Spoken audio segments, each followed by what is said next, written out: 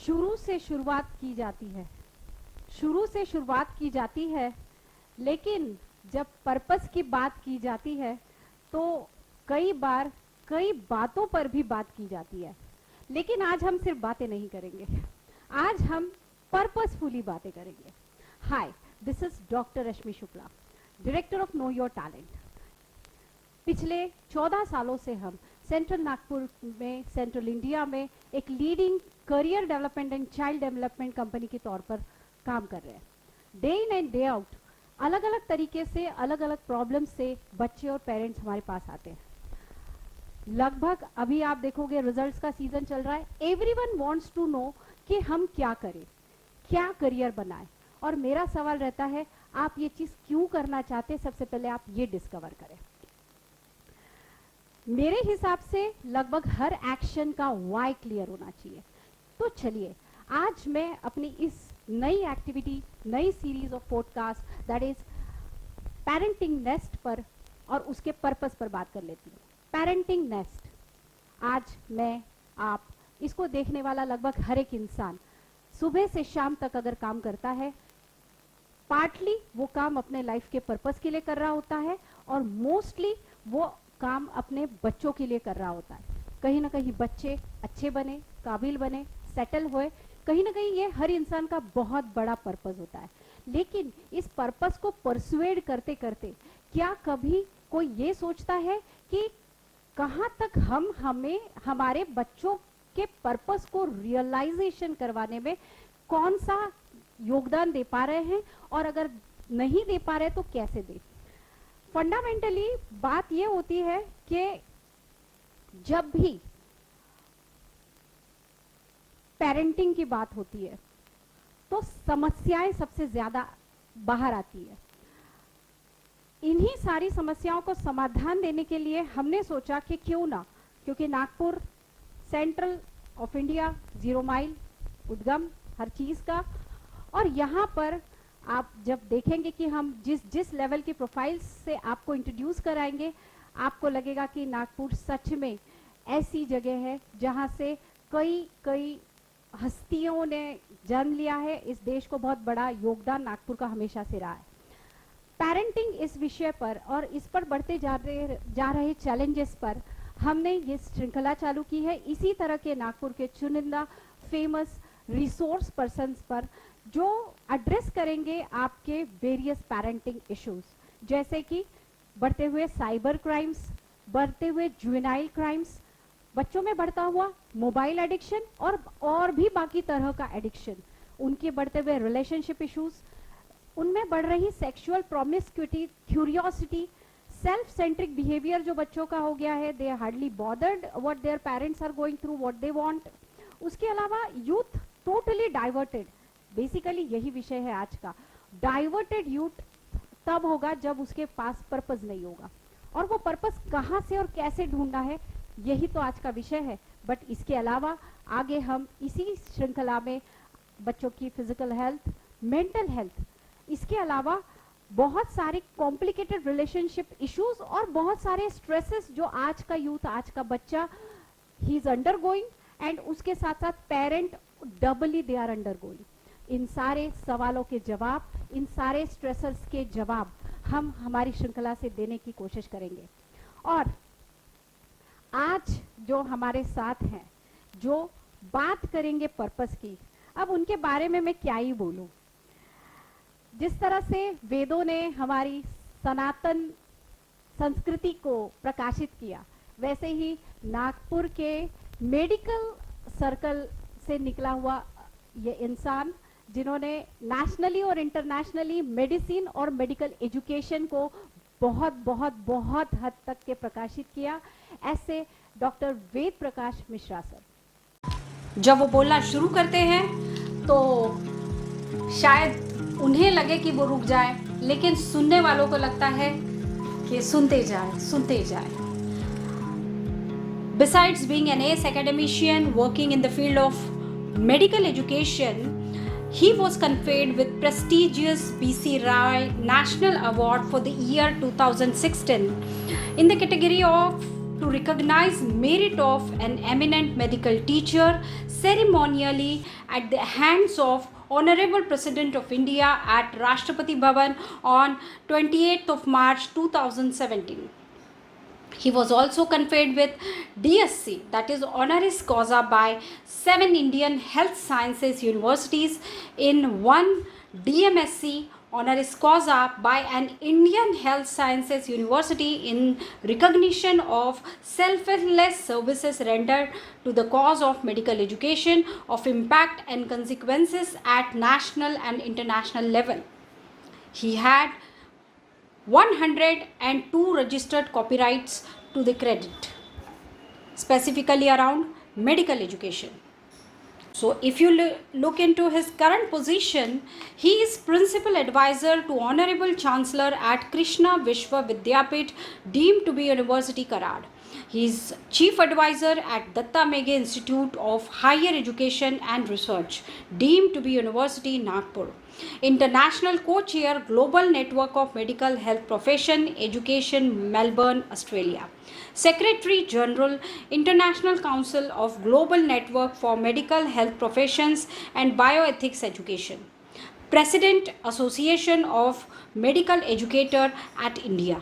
He is also head of Medical and Health Professional Schools of Indian Program of ICB UNESCO Chair. Chairperson of National Task Force on Medical Education constituted by National Academy of Medical Sciences, Government of India.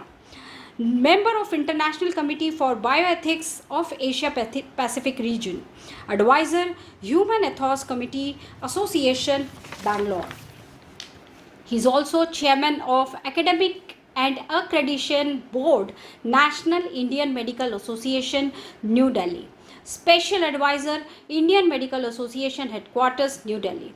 Director, Professor in Advanced Physiology. Professor of Eminence, Excellence and Emeritus with 5 Health Sciences University in the country. Honorary IMA Professor, Indian Medical Association Headquarters, New Delhi. Honorary Director, Center for Health Policy Planning and Education Research, Datta Meghe Institute of Medical Sciences, Nagpur. Chairman, National Medical Education Board, IMA Headquarters.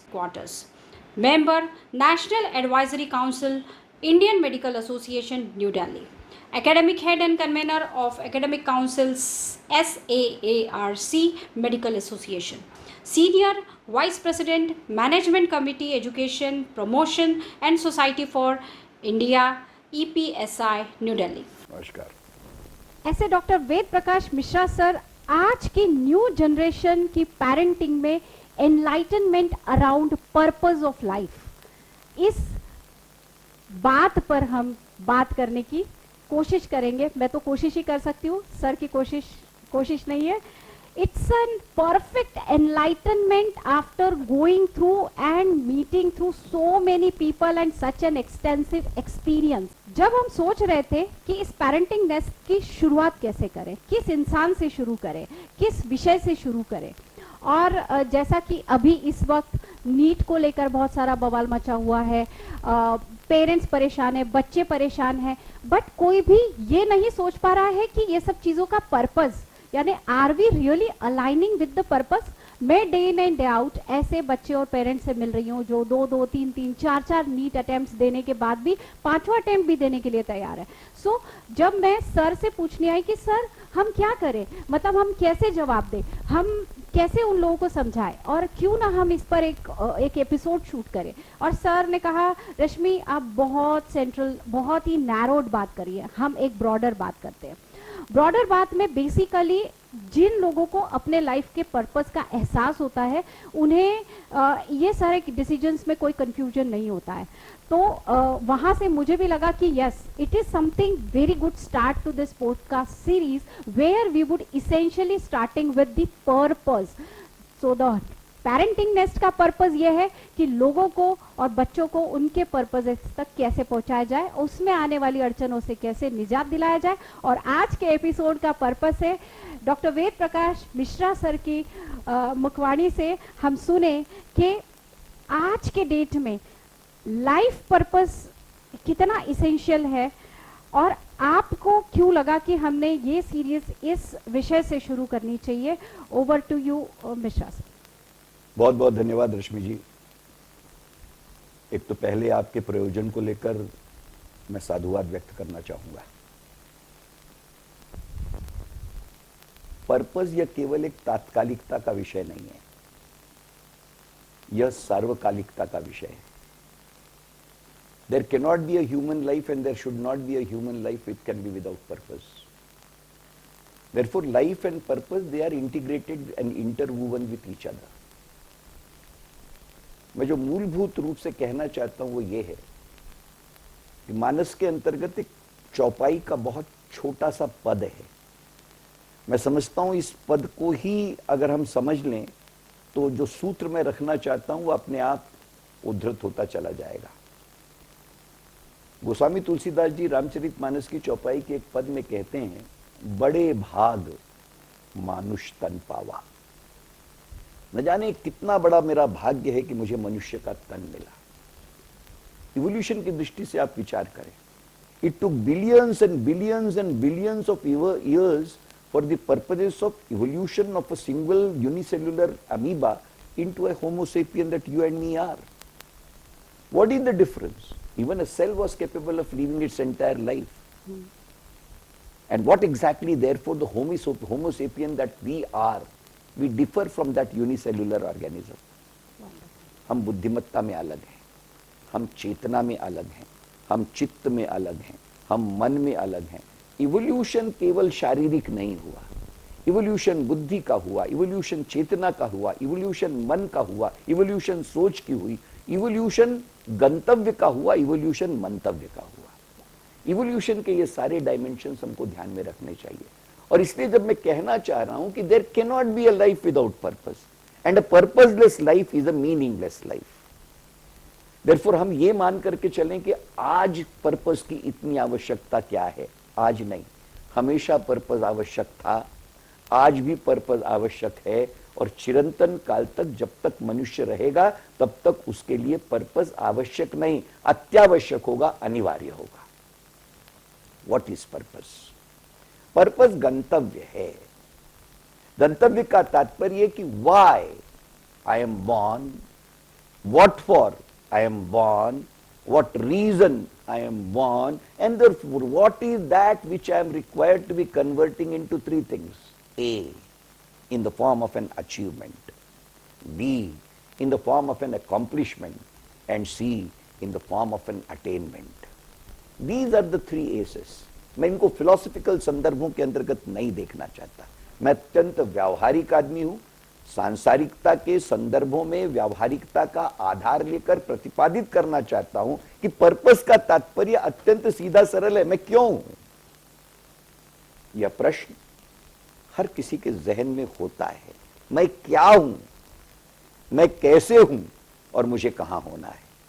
ये चार प्रश्न नैतिक हैं, मूलभूत हैं, प्राथमिक हैं।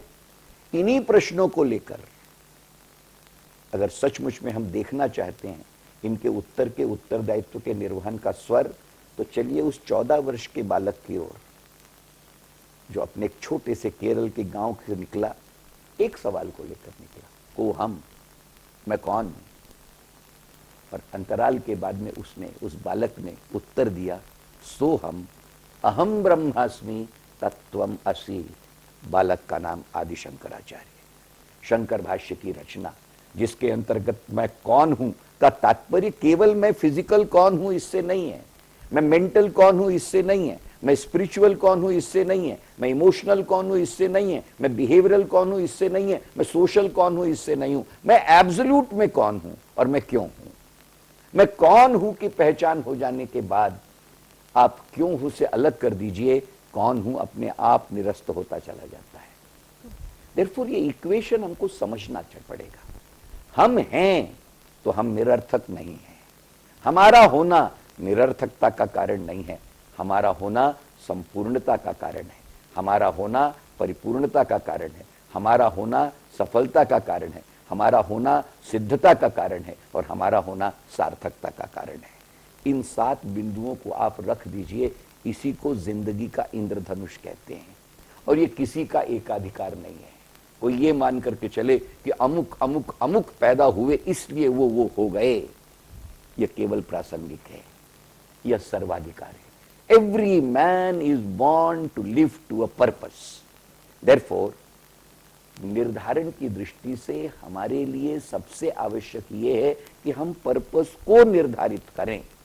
Purpose हमें निर्धारित नहीं करता, हम पर्पस को निर्धारित करते हैं।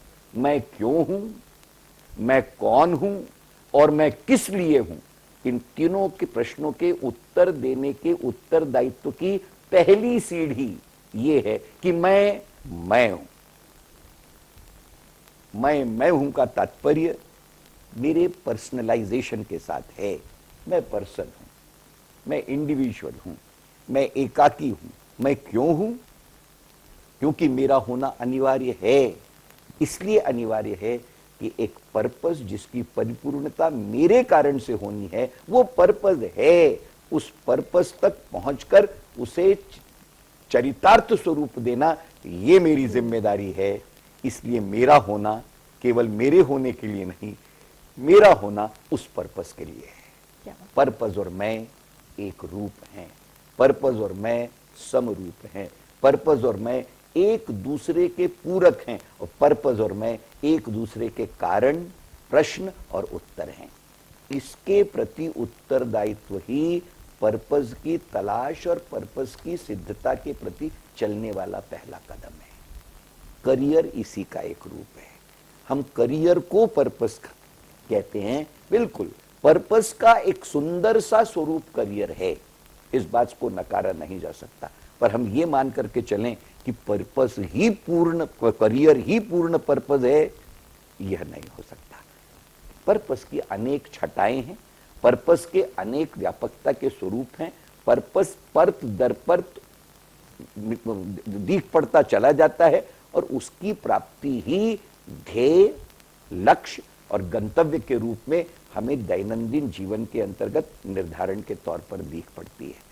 इसलिए ये मान करके चलना कि आज के युग में तात्कालिकता में पर्पस इतना जरूरी क्यों है?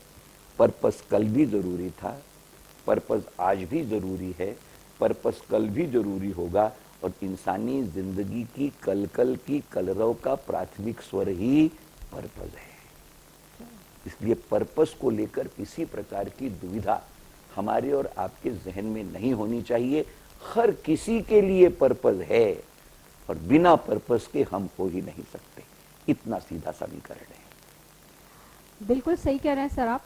लेकिन उसके बाद भी जो हम एक सार्वत्रिक रूप से जो देखते हैं, जनरली देखते हैं कि people are just lost, they just don't know, so why so? देखिए, फिर मैं कह रहा हूं, we are lost for want of clarity, clarity is lost for want of focus, focus is lost for want of identification, and identification is lost because of lack of information. Okay.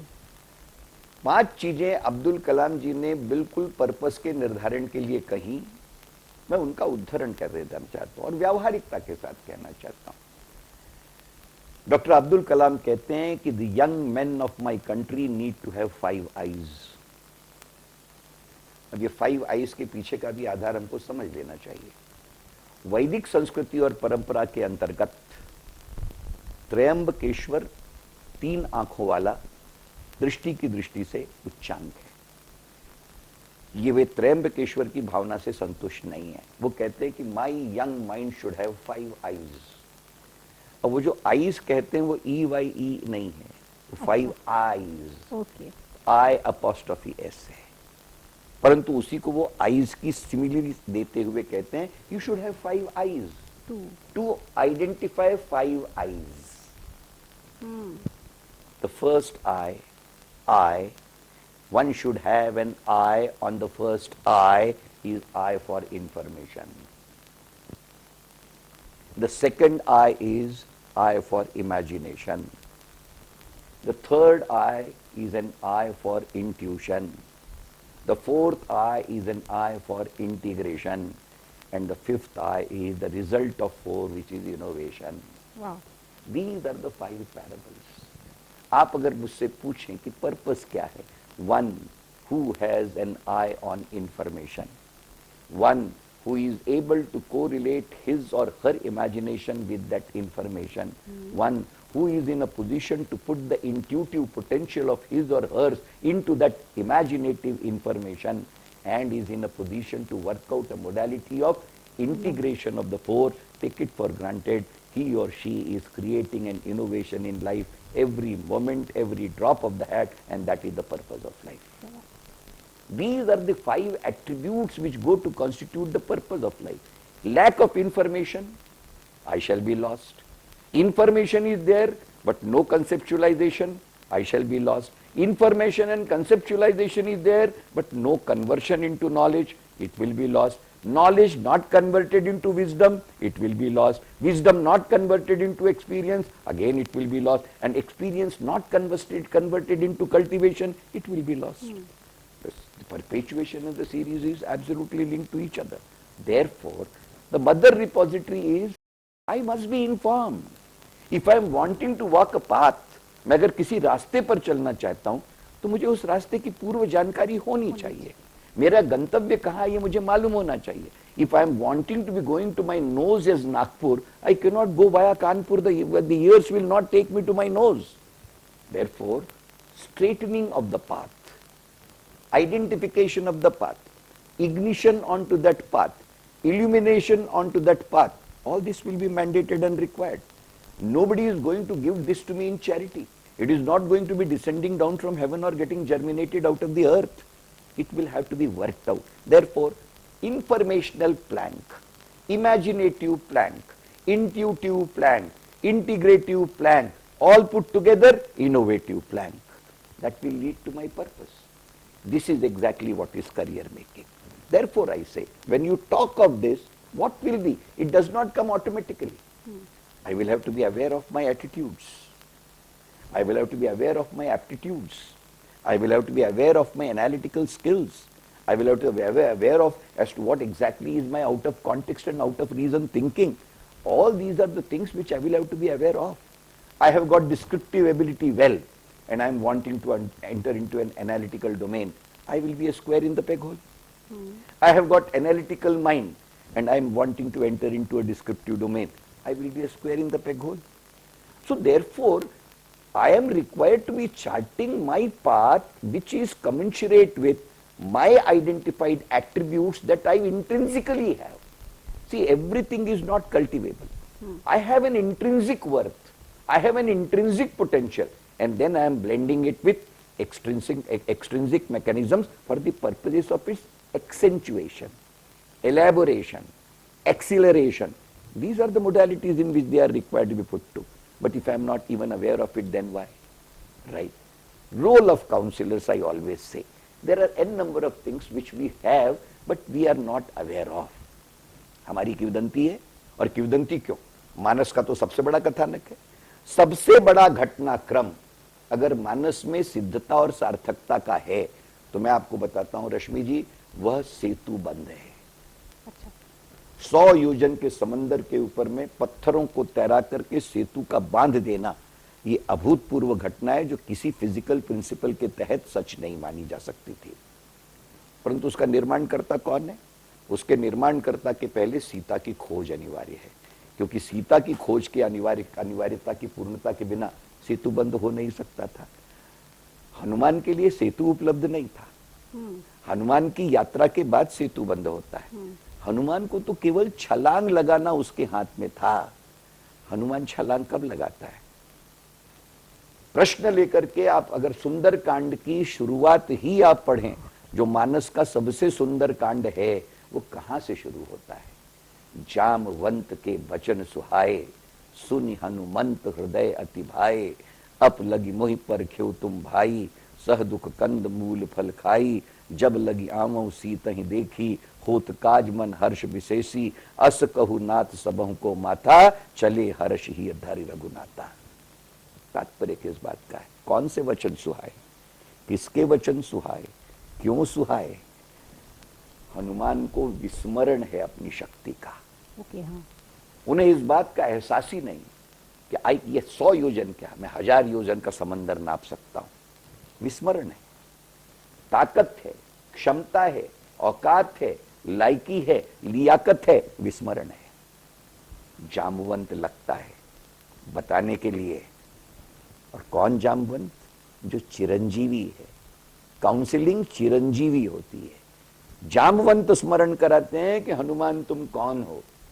उनका स्मरण कराने से स्मरण आता है, और जो स्मरण आता है तो उसके अंतर्गत 100 योजन का समंदर एक छलांग के अंतर्गत पार करके लांग दिया जाता है। Potential is required to be ignited. There cannot be an illumination without an ignition, and therefore the young minds have to be ignited. आप विचार करिए, डॉक्टर अब्दुल कलाम ने अपनी पुस्तक का नाम कुछ और नहीं दिया, इग्नाइटेड माइंड्स दिया। उन्होंने इग्नाइटेड इंटेलेक्ट नहीं कहा, उन्होंने इग्नाइटेड फिजिक नहीं कहा, उन्होंने इग्नाइटेड साइक नहीं कहा, उन्होंने इग्नाइटेड प्राइड नहीं कहा, उन्होंने इग्नाइटेड माइंड कहा। मैं इसका पैरेलल आपको देना चाहता हूं। मीरा भी जब भजन गाती है तो मीरा के भजन के अंतर्गत भजन में केवल एक प्रार्थना करती है, प्रभु जी मेरे अवगुण चित्त न धरो। उसने कभी अपने कृष्ण से यह नहीं कहा कि प्रभु जी मेरे अवगुण मन न धरो। उसने कभी ये नहीं कहा कि प्रभु जी मेरे अवगुण बुद्धि न धरो। वो ये कहती है कि वहां धरना है धर लो, मन में मत रखना, मेरे अवगुण मन में मत रखना। तात्पर्य आप सोच करके देखिए, माइंड और मन के इक्वेशन को, what is contemplated as ignited minds by doctor Abdul Kalam, you को रिलेटेड विथ मीराज प्रभु जी मेरे अवगुण चित्त न धरो। The chitta as a mind replica of it, the two are speaking the same language. It is this. Ultimately, it is the mind which has to be ignited. You are capable of. Therefore, you will, you must, and hence you shall. ठीक इसके विपरीत मैं उदाहरण देना चाहता हूं। कर्ण का सारथी कौन था? कर्ण का सारथी शल्य था। शल्य कौन था? पांडवों के मामा थे। शल्य को कौन सा सूत्र कृष्ण ने दिया था? कृष्ण ने केवल एक सूत्र दिया था कि शल्य तुम्हारा काम केवल इतना है कि अर्जुन के हित में कुछ करना चाहते हो, पांडवों के मामा के रूप में कुछ करना चाहते हो, तो तुम्हें केवल केवल कर्ण का तेजोवध करना होगा। और तेजोवध का तात्पर्य केवल इतना है कि कर्ण खींच के बाण चलाता था। वो अर्जुन जिसके रथ का सारथ्य त्रैलोक्य का स्वामी कृष्ण करता हो, वो अर्जुन जिसकी पताका के ऊपर में चिरंजीवी हनुमान बैठते हों, वो अर्जुन जिसका रथ इंद्र का भेजा हुआ देव रथ है, उसको फीटों पीछे फेंक देता था। लेकिन उस पर परिहास करते थे शल्य कि तेरा मीलों रथ फेंक दिया गया, तो 6 इंच फेंक करके अगर मुझसे प्रशंसा की कामना करता है, लानत है तेरे पुरुषार्थ पर, तू अर्जुन की बराबरी नहीं कर सकता। अर्जुन की जीत का कारण कृष्ण के द्वारा किया गया छल नहीं, अर्जुन की जीत का कारण शल्य के द्वारा किया गया कर्ण का तेजोवध है। आप विचार करिए, तेजोवध के अंतर्गत जितनी ताकत आपकी क्षमता को कुत्सित बुद्धि के साथ लहूलुहान करने की होती है, ठीक उसके विपरीत इग्नाइटेड माइंड्स के अंतर्गत उसी को उच्चांक तक पहुंचाने की ताकत होती है। Minds have to be ignited. Yes. You have to be responsible for getting the person illuminated in regard to. See, you will be able to shape only that which I have. You will be able to give a akar to only that which I have. But I should be made aware of what I have. मैं क्या हूं, मेरे पास क्या है, मेरी क्षमताओं का आकलन मैं जितना कर पाऊंगा उससे अधिक ये मेरे अभिभावकों की जिम्मेदारी है कि वो मुझे पदोपदी इस बात का एहसास कराएं कि ultimately I am made of. That is emanation of mind. हम जितनी बचपन में मॉरल स्टोरीज की बात करते थे, संस्कारों की बात करते थे, ये केवल अनुशासन के नाम पर दी गई दीक्षा नहीं है। ये हमारे उस इनर सेल्फ को इग्नाइट करने की ये हमारी क्षमता है। हम क्या थे, हम क्या हैं, हमें क्या होना है, यह भाव उस इग्निशन का भाव। मैं आज अपनी आदरणीय माता जी का स्मरण करके कहना चाहूंगा। मेरी माता 4th क्लास पास औरत थी, परंतु उस औरत ने मुझे एक संदेश, एक निर्देश, एक आदेश, एक संस्कार दिया कि जिंदगी में हमें पहचान के लिए सब कुछ करना जरूरी है, और अच्छे मार्ग से पहचान प्रतिपादित करना, यही हमारा ध्येय होना चाहिए। Identity must be created.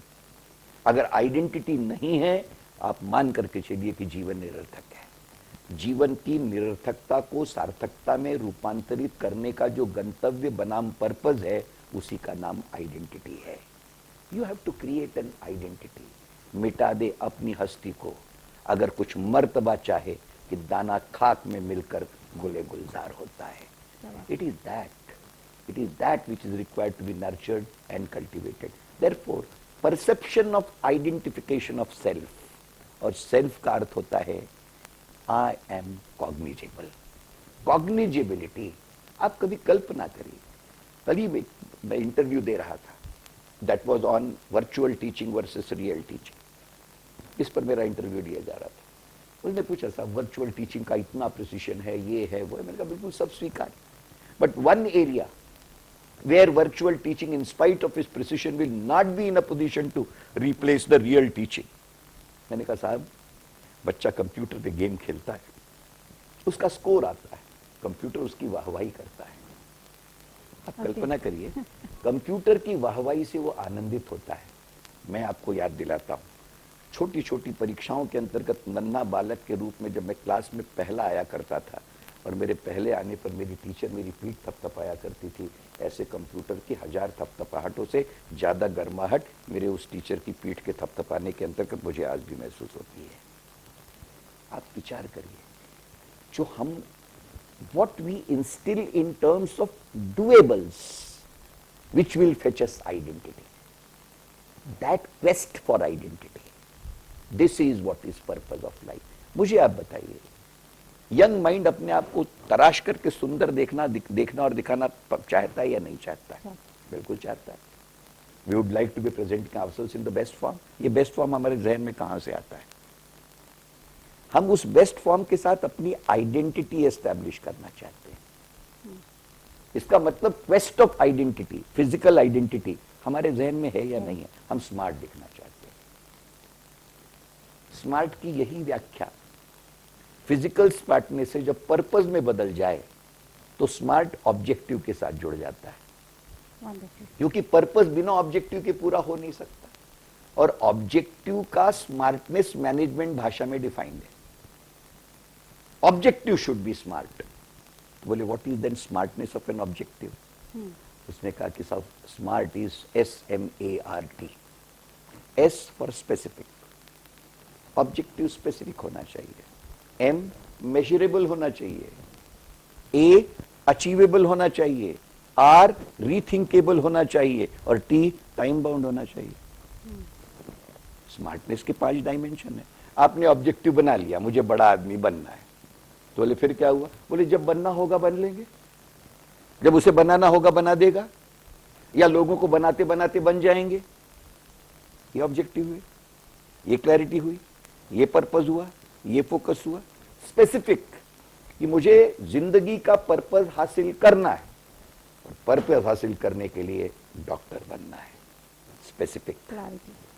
Measurable, केवल डॉक्टर नहीं बनना है, प्रवेशित परीक्षा के अंतर अंक मिलाना है, तब प्रवेश मिलेगा। मेजरेबिलिटी के साथ में एम का पार्ट आ गया। अचीवेबिलिटी, अगर मैं मेरा गुणांक 720 में से अगर 650 के ऊपर आवेगा तो मुझे सॉलिसिटेड कॉलेज में एडमिशन मिलेगी। अचीवेबिलिटी का निर्धार आ गया।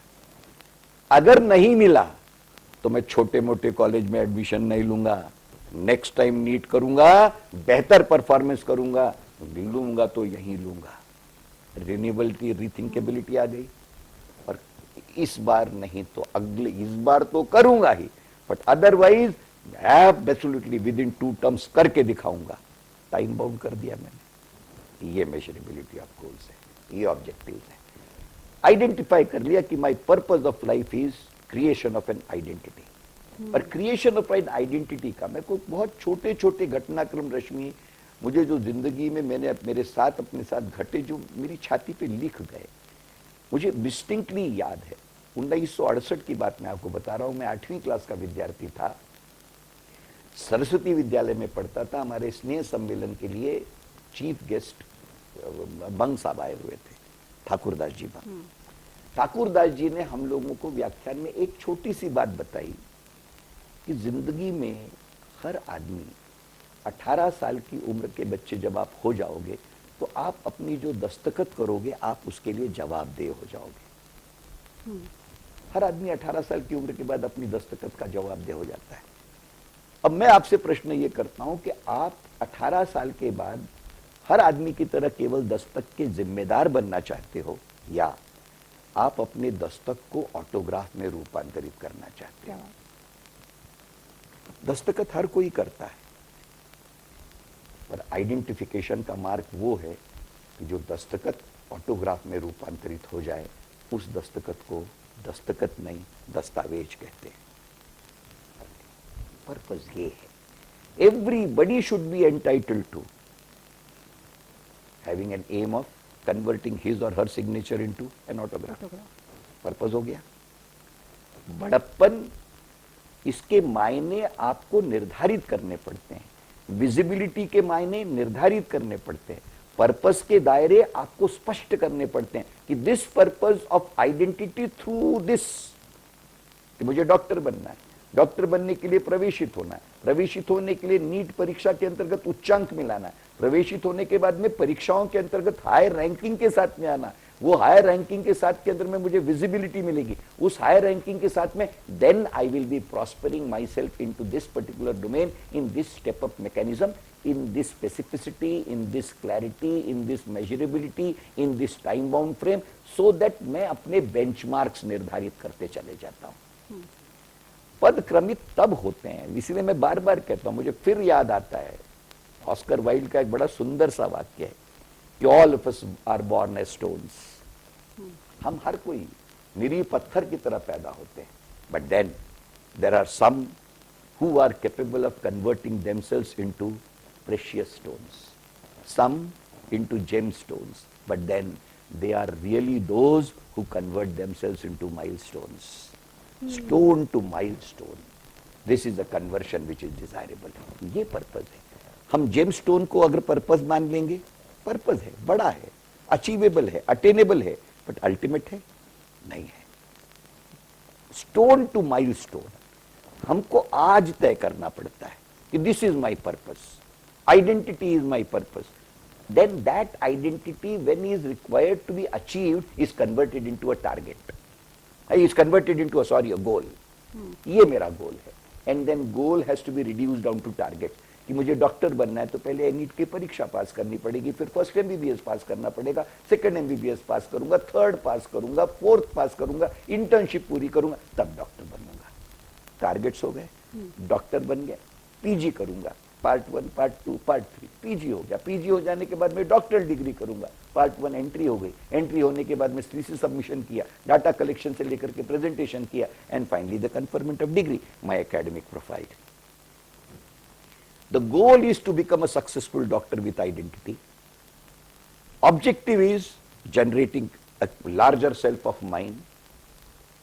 Goals are professional goals, targets are achievable target, step by step mechanism. This is the path.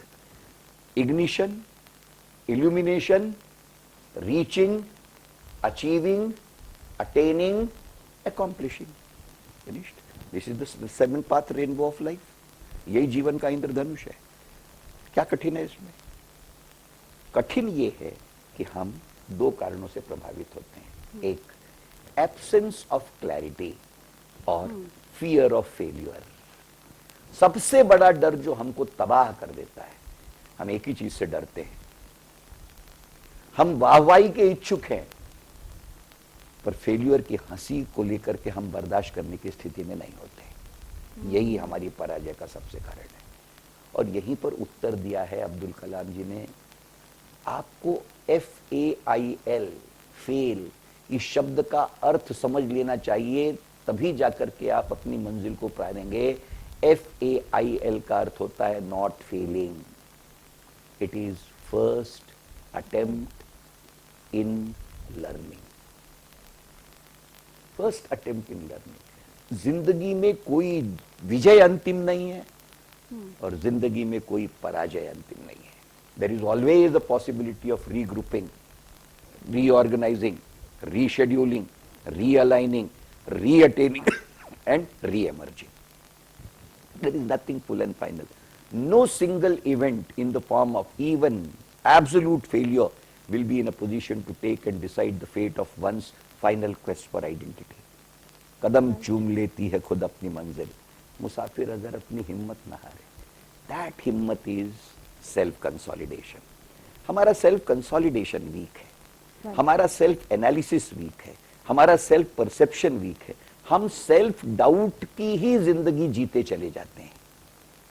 मला जमेल का, माझ्या न होईल का, मोठमोठ्यांना नाही जमलं, मला कसं काय जमेल. याची शेवटी उत्तरं द्यावी लागतात आणि ही उत्तरं बाहेरून येत नाही. ही उत्तरं आपली स्वतःला शोधून आपल्या मनातच निर्माण करून त्याला जगण्याची एक पद्धत मध्ये रूपांतरित केल्याशिवाय हे करता येत नाही. आणि हे कठीण नाही आहे.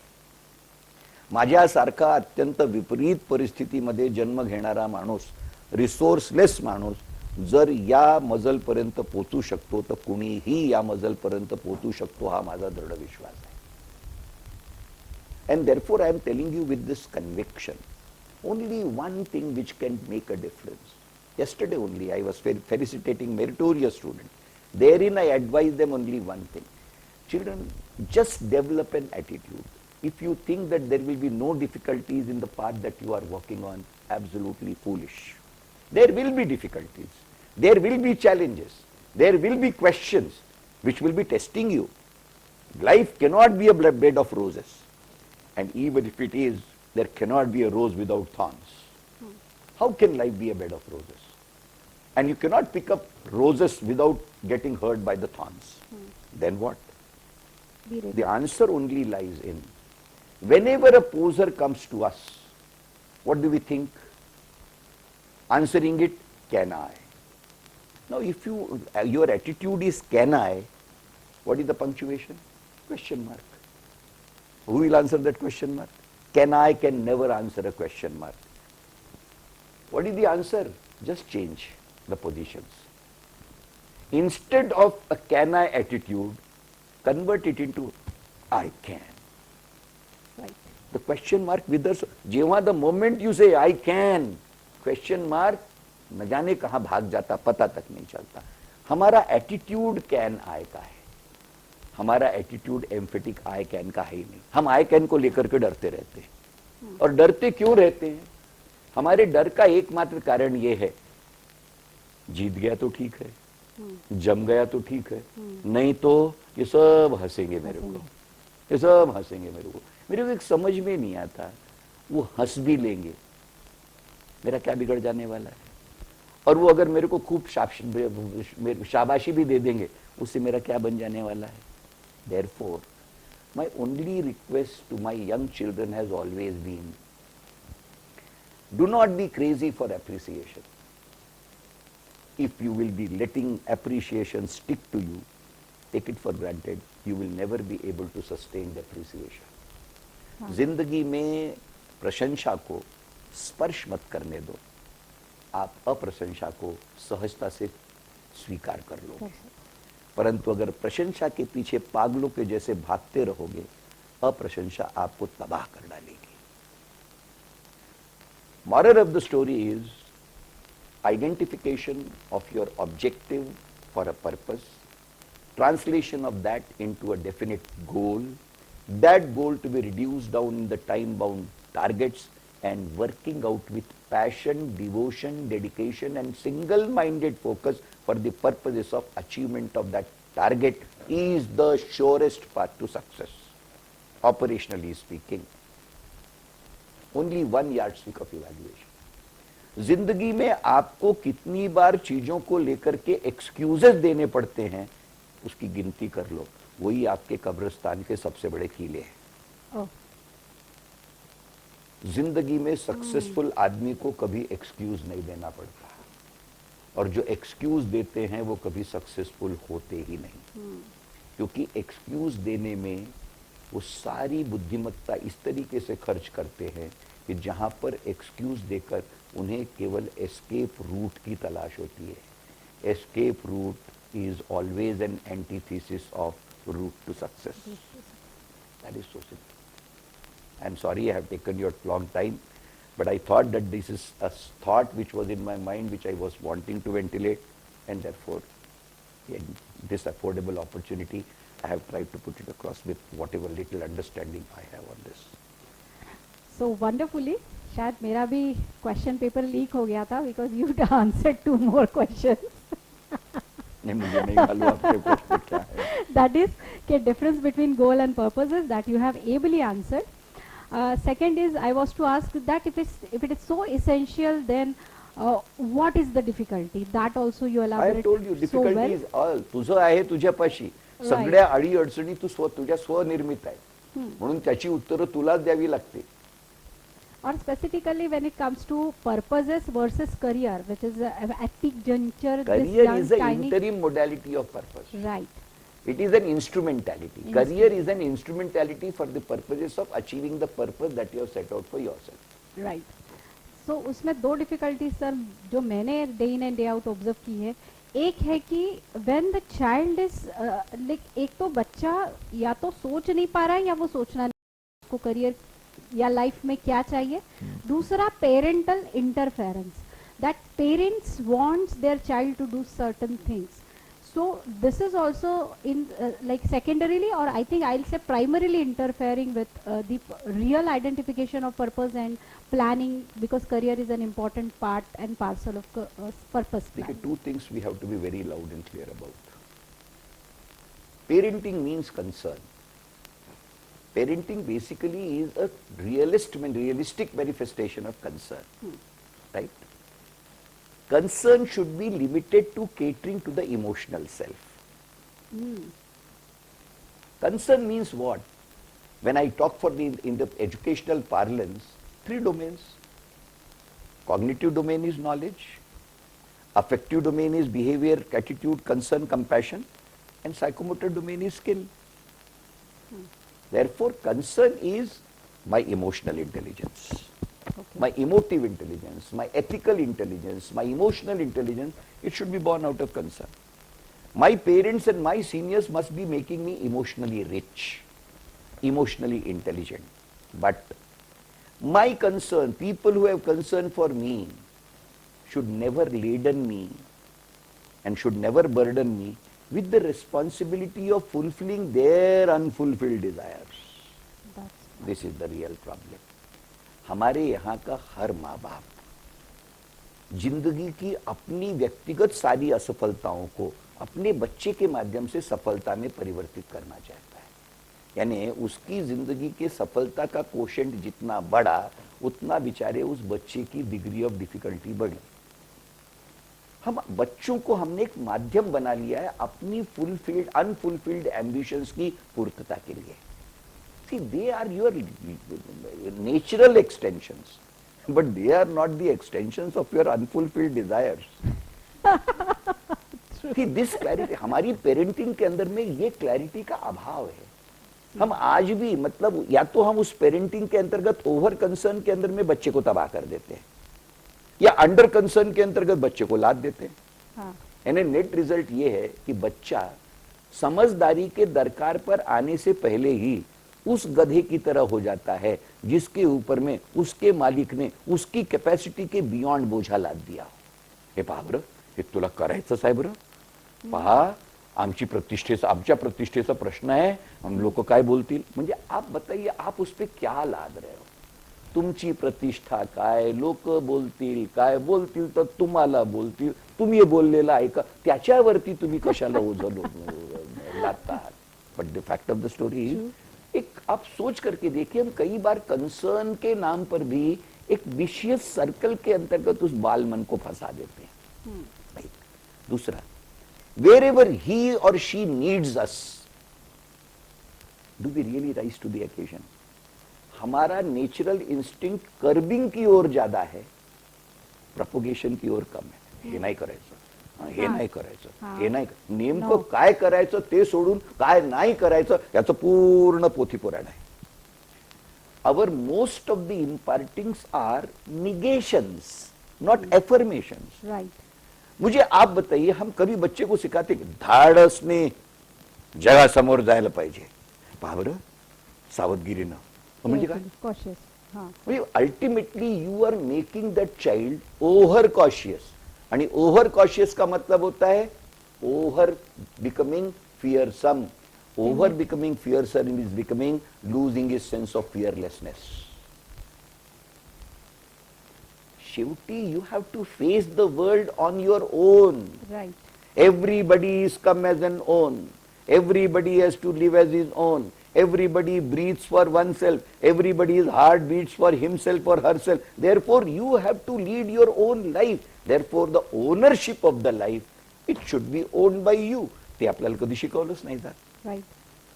आपण आपल्याला त्या पोराला डिपेंडन्स शिकवतो. हाँ. आणि दुर्दैवानं मुलींच्या बाबतीत तर ते याच्याहूनही जास्त आहे. See, our upbringing by virtue of concern, does it make a child strong or weak? याचा पण विचार केला पाहिजे. We make our child weak, and that is the reason why our child is developed with a sense of first opportunity, he or she rebels. हमारा environment restrictive है. हमारा environment, हम negation के अंदर में हमारा एम्फोसिस बहुत ज्यादा है. हम काय नाही करायचं याची पूर्ण यादी आहे, पण काय करायचं याच्याकडे कुठेतरी डोळे झाक आहे. And therefore the clarity with which the boy or the child is expected to be entering into the real life settings of the world, he enters with apprehension. He enters with anticipated fear. He absolutely enters with ki कसं होईल, ki I am now thrown into a situation for which I am not equipped. And therefore we are throwing him into a situation where absolutely he is moving like a rudderless ship. And therefore now a ship which has been put into turbulent water without a mariner's compass, you tell me what will be his or her purpose? Every time he is wanting to run away from reality for the purposes of saving his skin. Therefore we are preparing an escapist mindset. और वो escapist mindset चूंकि चाहता विजय है, दिखती पराजय है, इसलिए उसके पास में झूठ के पिटारे और एक्सक्यूजेस की एक बहुत बड़ी अलमारी के अलावा कुछ नहीं रहता. उसके सारे सक्सेसेस फॉल्सिफाइड है. उसके सारे प्रोजेक्शंस झूठे हैं. उसके सारे प्रोजेक्शंस ढोंगी हैं. उनमें सत्यांश है ही नहीं. वो केवल एक आडंबर और दिखावा है. क्यों? क्योंकि वो एक्सक्यूजेस से भरा पड़ा है. जिंदगी का पर्पस ये कोई शोकेस नहीं है. जिंदगी का पर्पस ये अपने आप में एक ऐसा गोडाउन है जिसका करियर शोकेस का एक स्वरूप है. हाँ. It's a godown. आप जब तक गुणों की खान नहीं है, जब तक आप स्फूर्ति की ऊर्जा का एक बहुत बड़ा दरकार नहीं है, जब तक आप अपने आप में प्रबलता के एक बहुत बड़े स्वरूप नहीं है, तब तक निर्धारण कैसे करेंगे आप? संभव ही नहीं है. अरे जे हौदीत आहे ते उंजडीत येईल. जे हौदीतच नाही ते काय दुसरं दाखवण्यापुरतं उंजडीत येणार आहे का हो? शक्यच नाही, होई नाही सकता. So these are the realistic considerations, and therefore I always say, let a child grow naturally. Let a child grow autonomously. We are there not to overshadow him. We are there not to overprotect him.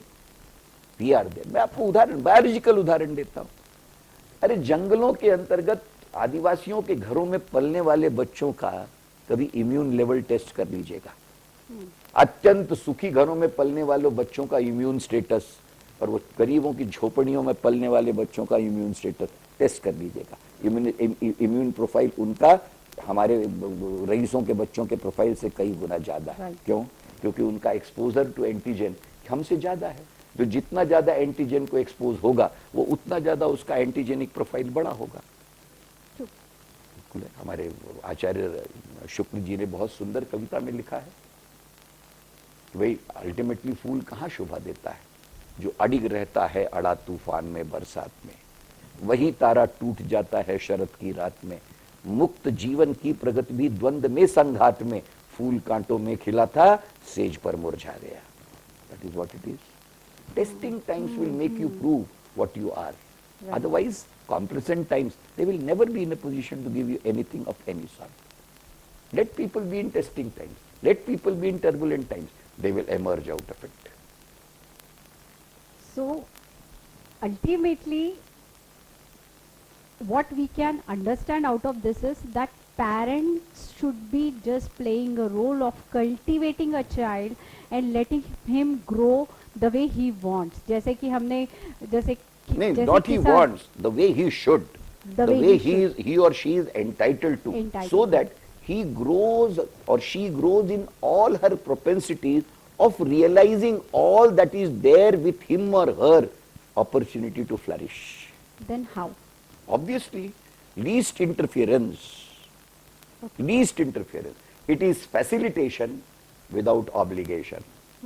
It is facilitation without palpable interference. It is overseeing without being cited. मैं Perfect. प्रत्यक्ष रूप में उसको रोकने के लिए नहीं हूं, मैं परोक्ष रूप में उसके साथ में हूं. प्रत्यक्ष में वो है, परोक्ष में मैं हूं. क्या बात. So इसीलिए कहा जाता है कि parenting, art of parenting, modern age parenting, gen Z parenting, इतना सारा कॉम्प्लिकेशन इसीलिए है. ये कहीं ना कहीं शायद बहुत ज़्यादा सेल्फ मेड भी हो चुका है कि oh we have to do this, we have to do that as a parent, we have to cover this, we have to protect them. ये वो अभी इतने सारे प्रॉब्लम्स हो गए.